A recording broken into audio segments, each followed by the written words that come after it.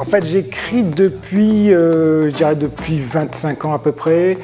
J'arrive sur le salon du polar de Saint-Laurent-du-Var avec mes deux nouveautés, donc le 18e et mon 19e roman. Alors le premier livre que je présente, c'est un recueil de nouvelles, de 42 nouvelles, des nouvelles très très noires, à ne pas mettre entre toutes les mains, parce qu'effectivement chaque nouvelle est basée sur une chute qui normalement devrait provoquer chez le lecteur la même chose que les personnages des nouvelles, c'est-à-dire qu'à un moment donné ils basculent, ils s'aperçoivent qu'ils vivent dans un monde parfois absurde et que quand on sort de chez soi, parfois on pète les plombs et voilà, ce sont des vies qui basculent, 42 vies qui basculent et qui peuvent parfois aller très très loin.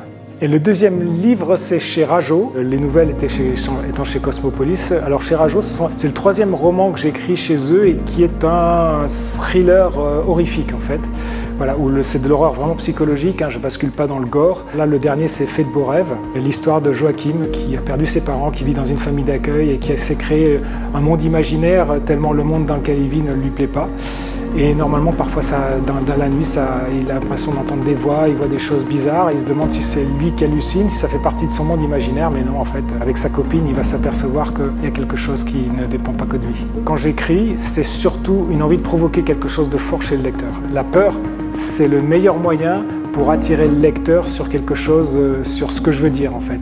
C'est surtout des thèmes très contemporains. Chez Rageot, ce sont des thèmes qui touchent la jeunesse, le harcèlement sexuel à l'école, ou le harcèlement sur les réseaux sociaux, le racisme. Dans le genre horrifique, on arrive à faire effectivement traiter tous les sujets, sur la normalité aussi.